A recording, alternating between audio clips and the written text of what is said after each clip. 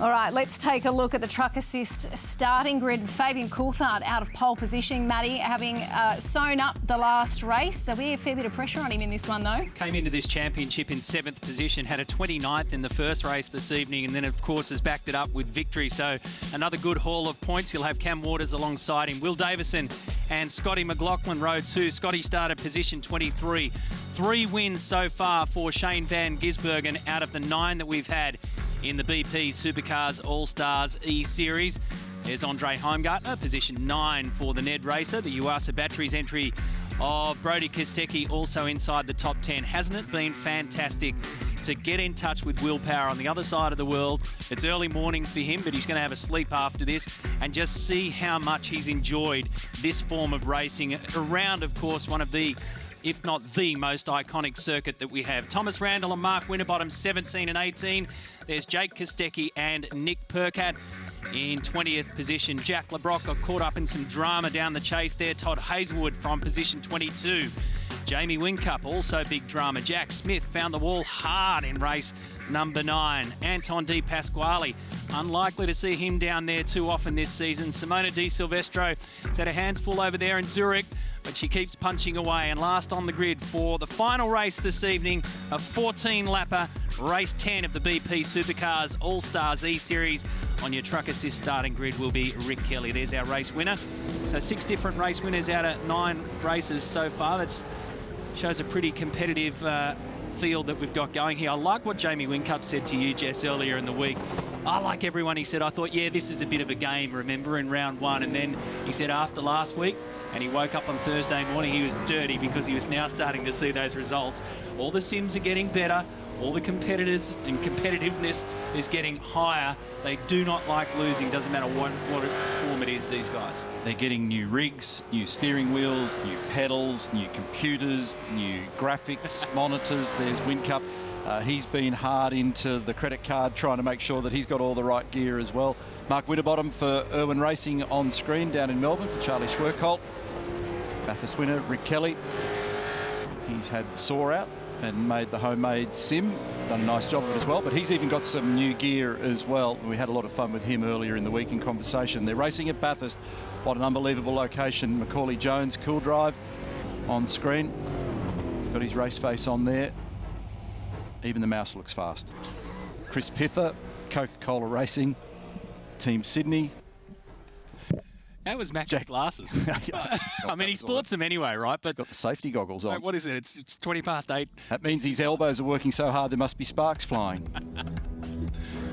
Todd Hazelwood, Plus Fitness entry. He drives for Brad Jones Racing, and he's done a great job of preparing that little rig as well. Chaz Mostert, car number 25 for Mobile One and Appliances Online, and he came into tonight's round in a very strong position in 4th in the championship as the field lines up.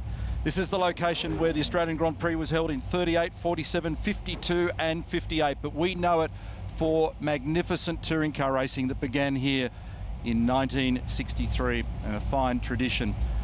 We're stranded under awkward circumstances all around the planet at the moment, but we're still enjoying our supercar racing, and we're doing it through iRacing. And now we've got 14 laps of the BP Supercars All-Stars E-Series to round out our evening of competition. All of our regular supercar drivers joined by some superstars internationally, Will Power and Simona Di Silvestro, together with some Dunlop Super 2 drivers in Brody Kostecki and Thomas Randall. There will be 2 stops in this one. Check the lights up on the top left-hand corner of screen. Fabian Coulthard off the front row from Cam Waters behind him, then Will Davison and Scott McLaughlin. They've now done a lot of laps. They know what to expect. They've got cold tyres. Look at Van Gisbergen diving down the inside in the background, but a great job by Fabian off the line. Van Gisbergen made slight contact with Davey Reynolds, not as big as I think that's Macaulay Jones shooting off. Yep, so Shane Van Gisbergen, a ripper start, slight contact with Davey, but no outcome badly for that, and a great start too for Fabian Coulthard. 5th gear, 260 kilometres an hour on the run in there with a warm tyre. It'll be slightly down from a cold start. David Reynolds gets turned off turn 2, straight into the wall. This will trigger some chaos down the order. Van Gisbergen has a look up the inside of Heimgartner and his fellow Kiwi. He couldn't get the nose up there. So it's Coulthard, Waters, McLaughlin has now moved up into 3rd spot. Did Reynolds survive all of the carnage, and did everybody manage to get around? Andre was very wide through the metal grate up at Reed Park, but he managed to just wrestle it off the concrete wall. It's the shot looking at the crest. That's Alex Davison, who had that monumental shunt the previous race. Jack Smith's carrying damage. Anton De Pasquale's tucked in behind him. It's Coulthard, Waters, McLaughlin, Davison, Goddard, Heimgartner, Van Gisbergen, Kostecki. Will Power is ninth, and then Lee Holdsworth. This is Kostecki in trouble with one of the Red Bull cars. I think it was Whincup who actually made the wall, and Jack Smith as well. So Jamie's eaten more concrete tonight. So too is Jack. He had a big one in the previous race. Riding on board down Conrod Straight. Position number 8 for Brodie Kostecki. Yet again, he's got Shane Van Gisbergen in his sights. Ahead of them is Andre Heimgartner and Zane Goddard. Fabian Coulthard, a 2.2 second lead as he looks to complete the first of 14 laps.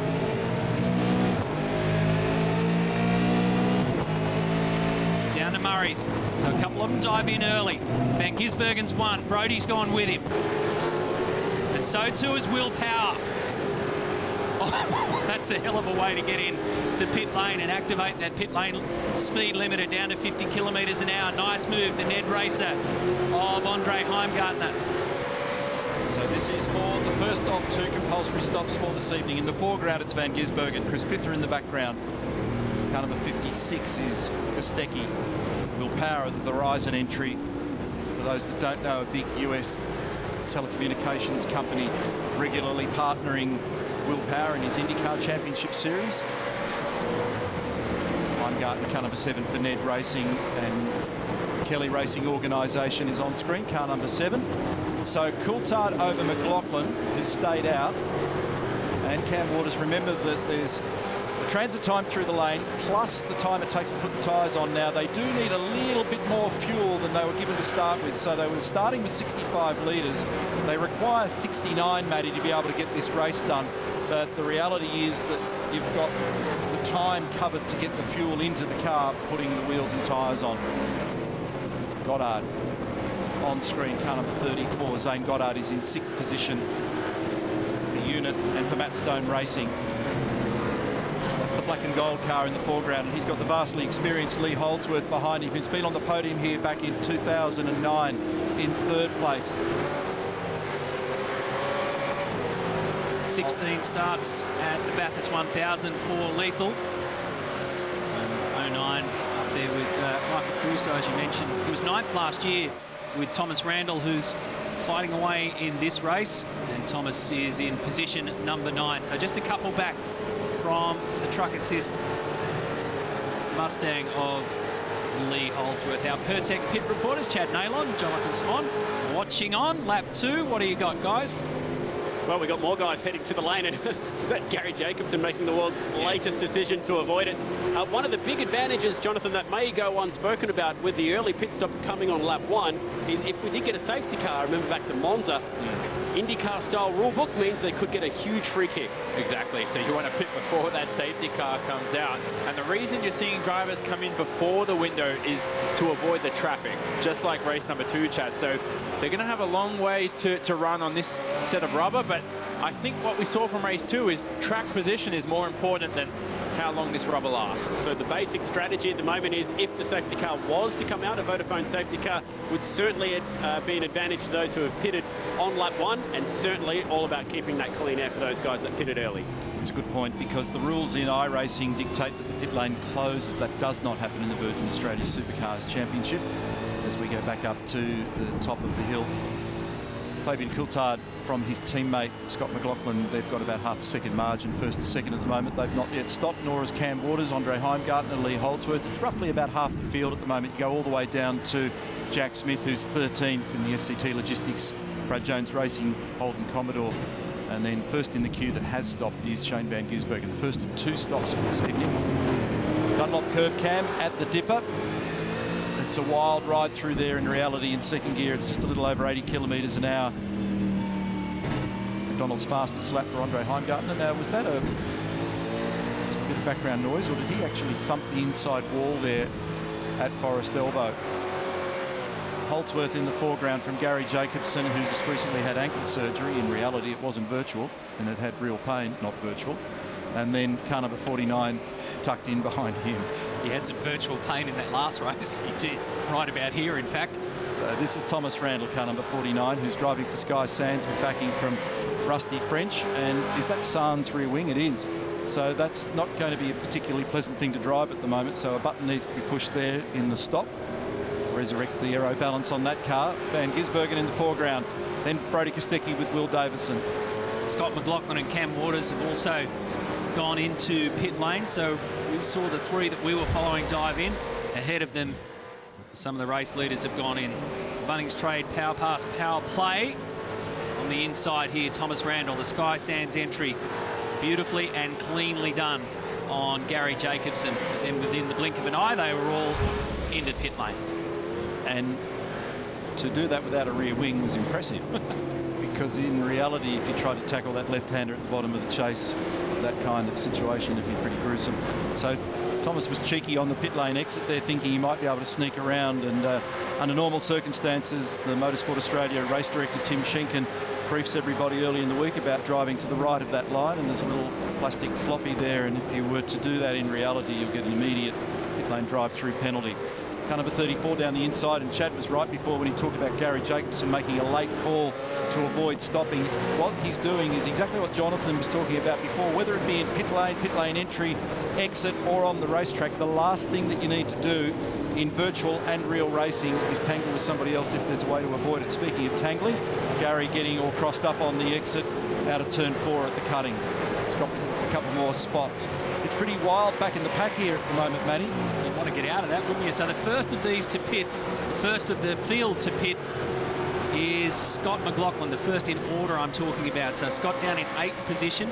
He's your effective race leader at the moment. At the moment, 1 through to 7 yet to pit.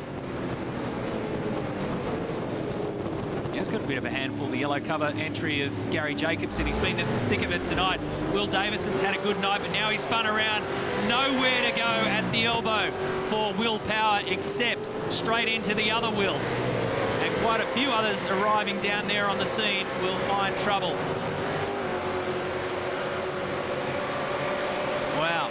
So poor old Will Power comes flying down at the elbow. He finds the man who he was runner-up to back in 2001 in the Australian Formula 4 Championship and could do nothing but slam straight into him. So big damage on the Verizon entry of an Indy 500 winner who's joined us this evening and is having an absolute ball.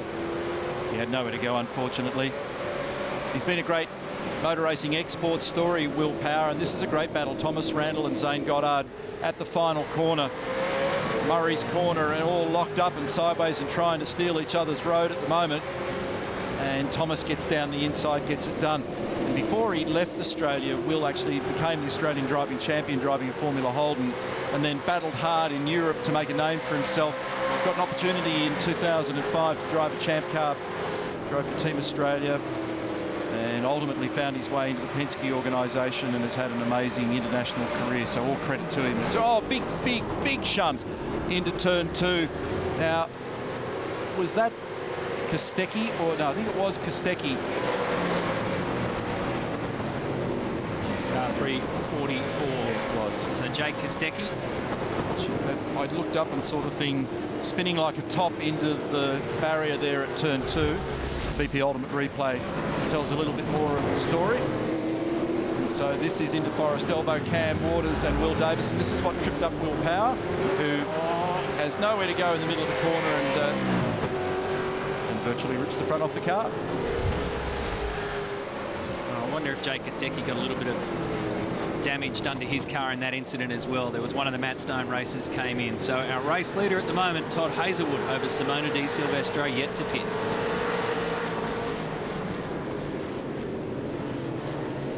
Great view of Mount Panorama from the chopper cam. And we're looking forward to hopefully going back there in October 2020 for a resumption of play in the Virgin Australia Supercars Championship. We've had extraordinary racing there for the last decade or more. Harvey Norman backing the Mustang being driven by Simona Di Silvestro this evening, and they were long-time supporters of Simona in the period while she was driving the Nissan for Todd Kelly and Kelly Racing. So car number 78 comes in for a stop. Now, everybody down to position 22. Jack Smith has taken a stop, but Chaz Mostert's actually the first in the field that's taken his 2 stops, and as has Anton Di Pasquale. So strategy is important to manage here. Our race leader is McLaughlin. He's taken 1 stop, and so Shane Van Gisbergen. There's only 3/4 of a second between them. So nice clean Pertec pit stop there for Simona. She gets that done nice and easily, and cars number 99 and 25, Anton Di Pasquale and Chaz Mostert, side by side in the run to Murray's Corner. Chaz on the dirty side of the road, not the ideal approach line to that corner. He's got Will Power threatening down the inside here as well. Will also had the opportunity to test the Minardi Formula 1 car back in 2004, and Will gets tangled with Chaz Mostert on the run into 1 under brakes. Anton is an unwilling participant in all of that. More damage for the 3 of those guys, all of them looking bruised and battered. So that's going to have a pretty significant impact on Anton's position in the series, and Chaz, both of which are front-running contenders coming into the round. And as you pointed out, both of which had already taken their second compulsory pit stop. So it was a clean run home for those guys, operating on a different strategy to the likes of Scott McLaughlin and Shane Van Gisbergen. Mobil 1 entry is all battered and bruised of Chaz Mostert. McLaughlin over Van Gisbergen, Brody Kostecki in 3rd position at the moment. He's only just a whisker behind them. Oh, Todd Hazelwood thought about trying to make a move on Bryce Fullwood.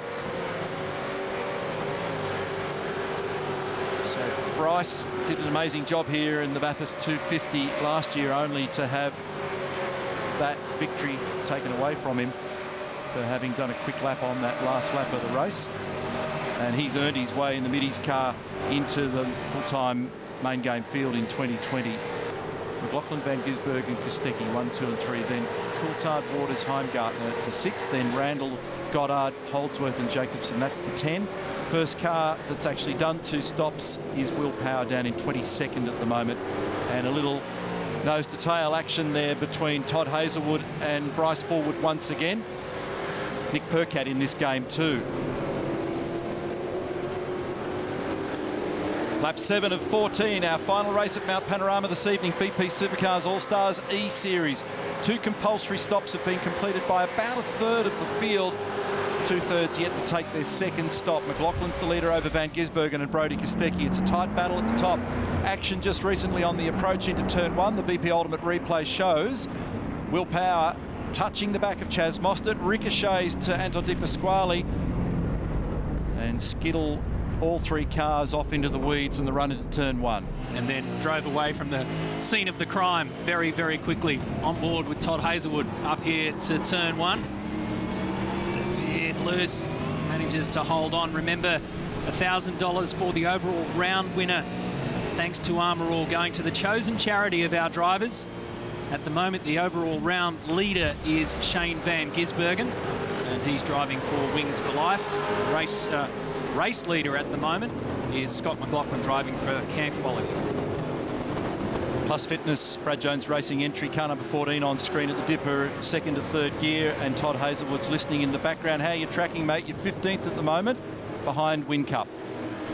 Yeah, mate, I can see the Give You Wings sign clearer than anything. You wouldn't believe it, but I'm a little bit annoyed. I was 2 spots in front of there, but I was in front of Nick, and then I did a pass and I just got pushed wide, so it's pretty easy to get contact, and I just got pushed off, so I'm in a pretty good run here though, so I might try and have a go at Win Cup. Tell us when you can just how hard it is to do this. I don't mind it. I don't know, talk a fair bit with my engineers and stuff. Boy, as I say that, I just got a big slide. Older, baby. Good, Win Cup's getting out of the way, that's good. I reckon you scared him. But I would be too if I saw that in the rear vision mirror, but no, all good. We're pressing on here. The new equipment's doing wonders today, so I'm pretty happy.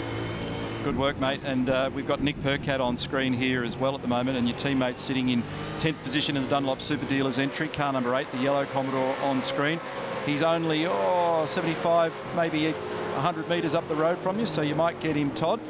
And we might have a chat to Nick at some stage as well. But you've got to get up there and try and threaten him and torture him a little bit. I want to see a little bit of ag. What do you reckon, Nick? Mate, he's come to it.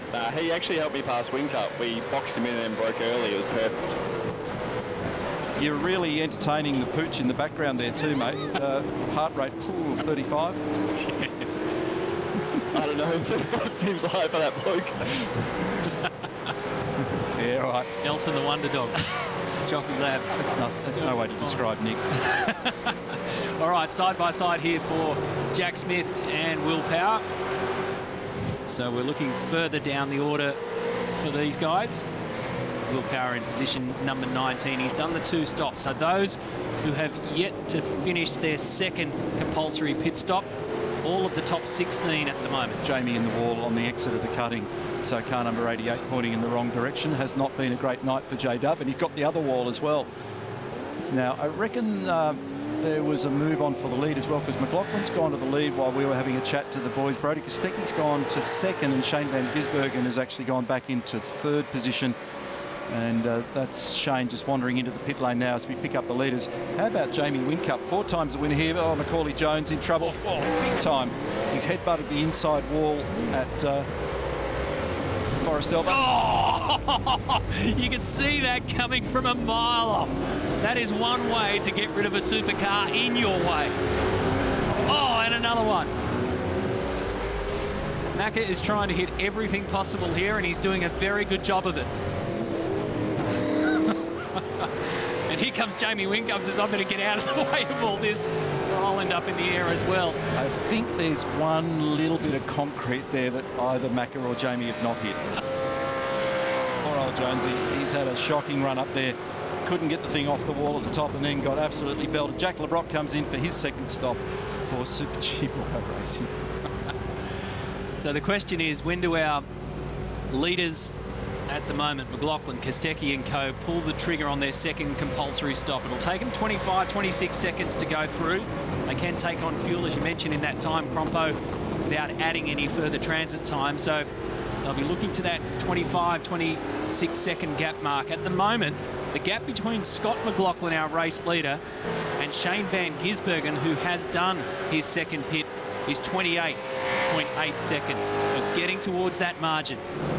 Jack LeBrock has got a pretty handy record in reality at Mount Panorama. He was 4th in 2016. He's had 5 starts, counting last year where he finished in 17th spot. Came into the game tonight, 294 points in 12th. Remember, he was a winner early in the game in race 2 back at Phillip Island. So he's done a nice job for Supercheap and Tickford Racing as we go back and find Will Davison and Anton Di Pasquale, and we pick up Anton, who I think just rubbed the wall. Wilbur's got it all crossed up motocross style. How did he survive that? Anton tries to pounce and does, because Will is turning hard right at the dry cleaner after that one. That was about as close as it gets. A big moment. That was unbelievable. I mean, that was happening in reality. Oh, my goodness me. And we should point out, with a bit of seriousness, that Erebus and Penrite have done a nice job tonight honouring those who gave their all in Anzac Day. Obviously, we're not having the march in 2020, and so both the cars 9 and 99 are carrying that special livery tonight. So well done to everybody at Penrite Racing as Scott McLaughlin comes in. And Waters also in the monster car. I love how the E-Series has just solved the problem of double stacking. Straight through them, virtually. So that was the answer to our question. Lap 10 out of 14 was when the leaders were deciding to have a crack at that second compulsory stop. It puts McLaughlin out in front of Shane Van Gisbergen. There is still 4 drivers yet to do their second stop. They are Brody Kostecki, Andre Heimgartner, Thomas Randall and Todd Hazelwood. Our Pertec pit reporters, Chad Nalon and Jonathan Simon on lap 10 out of 14. What's the read, fellas? Advantage McLaughlin at this stage. They timed that second stop beautifully. Brody Kostecki still the wild card here because he was between these two when the second round of pit stops came up.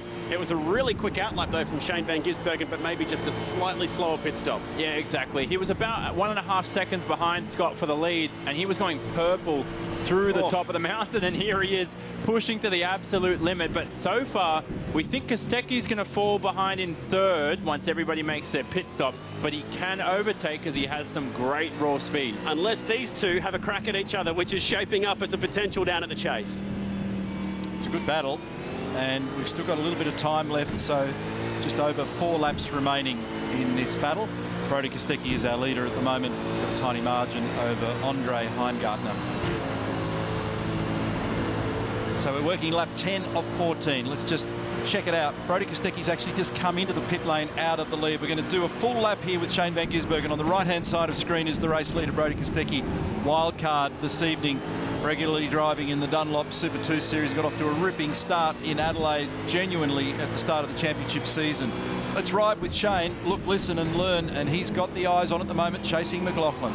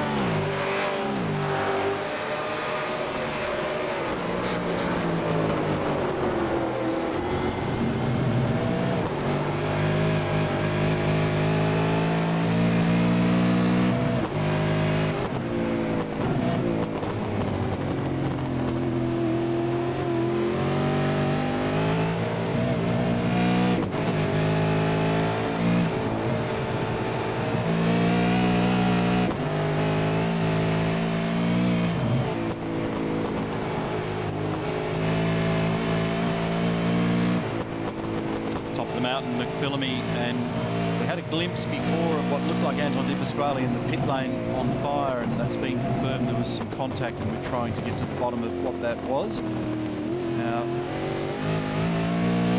this is the run off the top of the hill through the Dipper and down to the left-hander at Forest Elbow, and in the foreground you can see McLaughlin and Van Gisbergen. We're riding with Brodie Kostecki. Thomas Randall's actually the race leader at the moment. He's got just a whisker under 10 seconds over Scott McLaughlin. It's shaping up as a great battle. We've got a little over 3 laps remaining now. 300 kilometres an hour is the peak speed here, and they use this extra metre of apron to open up the turn-in point, and then you've got to get the front of the car in reality and in the iRacing game fully landed to be able to get some brake pressure on, and then you've got to be able to find the exact right moment to be able to trail brake into that corner. Too much of it and you'll carry a lot of brake-induced understeer through the left-hander. This is the final corner at Murray's, and a little bit of a puff of inside front locking for McLaughlin. It's a great battle involving McLaughlin and Van Gisbergen, and Thomas Randall's now come out of the lead of the race into the pit lane for his second and final stop in car number 49 for Sky Sands. So this reveals the true leaders of the race, 1, 2 and 3. Thomas Randall has rejoined in position 7. So that's the entire field has now done their second and final compulsory pit stop. Lap 12 out of 14 here in race 10 of the BP Supercars All-Stars E-Series. Great move from Brodie Kostecki on Shane van Gisbergen. These are our race leaders. It's Scott McLaughlin. Now Kostecki second, Van Gisbergen is third. All of the field has done their 2 compulsory pit stops, so this is flat stick to the end, Crompo. And Anton De Pasquale on our BP Ultimate Replay has found trouble here on entry, we believe, into pit lane, or on exit, is it? Oh, Mark Winterbottom comes shooting across and takes the front of the Penrite racer, and then Will Davison gets caught up in the back. And there's nowhere to go but to the left-hand side of Mountain Straight and into that concrete wall. He ended up in the pits on fire, so Anton's day is done. And Frosty ended up totally out of shape coming out of the pit lane, and that just tripped over Anton, who had nothing to do with it. So we've got a genuine battle going on now with a little over 2 laps remaining, and I'm puzzled by what happened with Van Gisbergen, because that was unconventional. So he's either carrying a penalty or he just let him go by, but out of turn 2, Van Gisbergen was not at normal race pace there. So sometimes there can be intervention from iRacing, and he might be carrying something from a little bit earlier on, or just let his buddy by. So Brodie's been released somewhat, and he's actually 0.3 of a second behind now. This is a great battle between Heimgartner and Coulthard. That's not easily done. Andre had the right-hand side of the car up on the curbing at the chase. It's 300 kilometres an hour. The cars are quick there. This is the battle for the lead. We're looking down the left-hand side, and the rear wing end plate on Scott McLaughlin's car. There's second place Brodie Kostecki. Brodie's been the setup wizard for all of these cars and drivers for the series thus far in the UASA entry. He's a wild card for this evening, and he might pull off a wild move here because he's quick enough at the moment, lap speed-wise, to actually threaten McLaughlin, so much so that Scott has to cover as they make the run into turn 2, braking from 260 kilometres an hour. Third gear out of turn 2 at Griffins. This is a great view of the underbody on McLaughlin's Mustang. It's a little kink through 3, and then a blind approach into 4, second gear. Little hump here in the road is just where you grab third gear and try not to have the back of the car get too upset. And then this beautiful blind brow over the top of the hill where you grab fourth gear and dance it down to the metal grade at 200 kilometres an hour. Have a look at the margins to the right rear of the car to the corner of the concrete. From the top of the curb to the concrete wall was just millimetres. Now this is game on. This is just like your Bathurst 1000. We get to the end of the day, the final race, the last few laps, and everything goes up a notch. Brodie Kostecki is absolutely flogging this UASA Commodore. And Scotty had it crossed up through the right-hander in the approach to Forest Elbow then, and because he had it pitched sideways a little, it locked the inside front on the run down towards the elbow. Now he knows that Brodie's a big chance to get a benefit from the toe here, so he's trying to shake him off the back. He's vulnerable. The Holden's tucked right in under the back of the Mustang, and he has a bit of a look at him, and that destabilises the back of McLaughlin, who covers on the inside at the chase. Van Gisbergen could be a beneficiary if this gets too wild. On the direction change, that gear change is difficult there. The cars want to slide in reality and in the game. Murray's corner now, and this time through it's going to be 1 lap remaining. 6.2 kilometres and a great battle going on between McLaughlin and Kostecki, with Van Gisbergen in third place. This is awesome. Down to turn 1 for the last time tonight. Maybe a little push and shove. Amazing racing. McLaughlin, Kostecki, Van Gisbergen's well and truly in this game on the last lap. Up over the rise, Mountain Straight, up towards turn 2. Look at Kostecki, he's so aggressive. Leans it out on the left-hand side. Will try and sneak it in on the right, but McLaughlin's wised up to that. Van Gisbergen waiting to pounce. What a finish. Brodie Kostecki, wild card for this series tonight. Now that's one of the passing spots that's now being closed off. So sometimes with cooperation from the preceding car, you might get up the inside at the cutting, but there was no gap. McLaughlin was wise to that one. Top of the hill. He's got great pace down to metal grade. He's opened up a margin, McLaughlin, but he runs it so close to the concrete wall on the exit. Look at his hands. Next to no wheel work going on as he tries to glide this Mustang over the top of the hill. Back to third, back to second. Lines it up at the dipper. He's given himself a tiny breather. Brodie was quicker in the first third of the lap. He's lost a tiny bit of ground over the top. On the previous lap, McLaughlin got sideways in the kink. We pick him up at the elbow. He's got a bit of understeer at the elbow, McLaughlin, but it didn't hurt his corner exit speed. He's hung on. Equidistant margins between first, second and third. McLaughlin, Kostecki, Van Gisbergen. He will get the benefit of the draft, Brodie Kostecki. A wild card driver who's already got a couple of Dunlop Super 2 race wins to his name this year. Gets under the back of our Duel, Virgin Australia Supercars champion. McLaughlin covers, there's nothing in it. They make a bit of contact through the left and right hander. McLaughlin's barely got this thing covered. They make the run to the final corner. Scotty parks it in the middle of the road. He might just hang on. He glides it on the brakes to get there. He just gets it done, but he whacks the wall. And Kostecki is the winner. He locked it up and whacked the wall, McLaughlin. Brodie Kostecki is the winner from Scott McLaughlin and Shane Van Gisbergen. And Brodie Kostecki, 150 points with about 50 metres of racetrack to run out of 6,213, has pulled off a race victory. McLaughlin couldn't believe it. What a turn-up. 150 points and 100% commitment from Brodie Kostecki on that last lap. It had everything, just like real life. That was a breathless lap of Mount Panorama Bathurst. What a victory for Brodie Kostecki. Scott McLaughlin still can't believe it. That last 10 metres cost him. bounced into the wall on exit of Murray's Corner. Still managed to hold on to second spot. Shane van Gisbergen finishes on the podium. Just incredible. Watch this. So, unbelievable viewpoint. iRacing gives us some more amazing angles. This is a wild dive down the inside. There was a bit of a touch on now.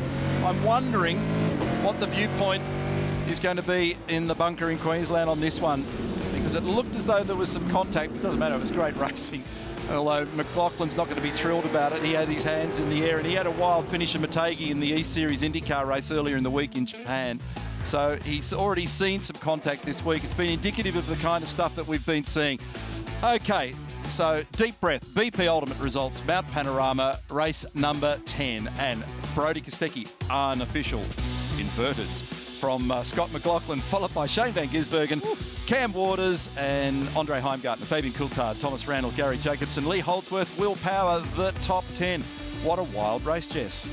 What a wild race indeed. Crompo, that was absolutely as if it were real life at Mount Panorama. I sweated up. Indeed, the intensity, the heart rate was right up there. Let's talk to Scott McLaughlin. Scotty, talk us through what happened at the end there. Did you hit the wall all by yourself or did you have some help? I don't know. I feel like there's a fair bit of help there. But, it was a good battle, man. I had so much fun. Yeah, Brodie's been quick all week, and I knew I was going to have my work cut out there. So, bit of dogs on dogs and a few bust-ups, and had a bit of fun. So are you expecting to hear from our driving standards observer Craig Baird there, just to set the record straight?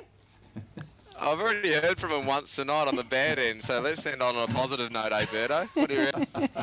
Well, you were pretty filthy earlier this evening about that, weren't you, Scotty? That earlier penalty. Oh, yeah, me and Birdo had been texting and whatever. But, Get into him, everything Scotty. I do, we're competitive and we love it. Don't text and drive, mate. So have you got No, it wasn't while I was driving, trust me. It was after the race. I'm sure you've had the champagne on ice, so I'm hoping to see a bit of a podium celebration once we get off air. Yeah, I did last time. So thanks to Dipoltoli, we've got the good wine and we'll have a bit of fun there. So just throw a little sponsor plug in there for you guys. Cheers. Well done, Scotty. You had the heart rate up, that's for sure. Let's tune into Brodie Kostecki now, who's on the line. Congratulations, Brodie. What was your read on the final part of that race? Is Scotty hit the wall all by himself, or have you got a case to answer? Did you wind the brake wires back, Scotty, or something? Oh, I just got a mysterious punt, mate. What's going on there? Mate, what are you talking about, mate? Your ears are locked hard. Your ears are locked hard, mate. Okay, mate. It looked like you guys were having a lot of fun, though, Brodie. Well done tonight. That was so entertaining to watch. Yeah, I'm glad it is entertaining to watch because it's really good to race with Shane and Scotty. We do this a bit when we have some time, and we've been wanting a race like this, so it was really good that it played out the way it did. So, and credit to all you guys for putting on such a good show, and all my sponsors as well.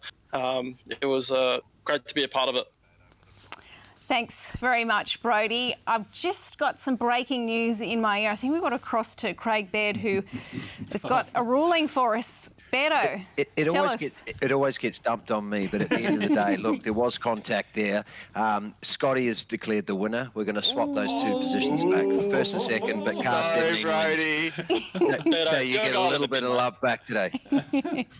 Yes, Scotty, you happy with that?